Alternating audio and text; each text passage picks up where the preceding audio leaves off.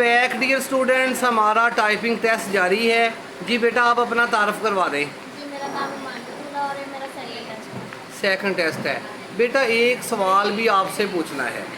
आप हमें ये बता दें कि कंप्यूटर की होम स्क्रीन को क्या कहा जाता है? डेस्कटॉप। डेस्कटॉप। ठीक है, शाबाश, वेरी गुड। स्टार्ट कर दें बेटा।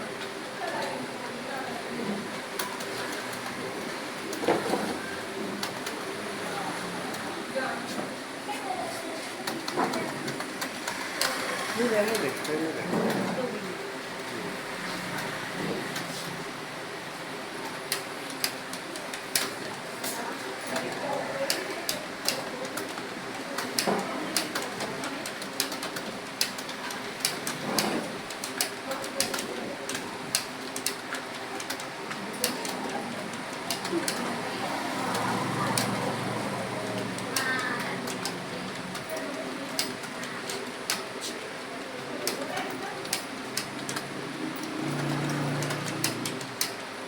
शाबाश ईमान बतूल बेटा, स्कोर है आपका 51।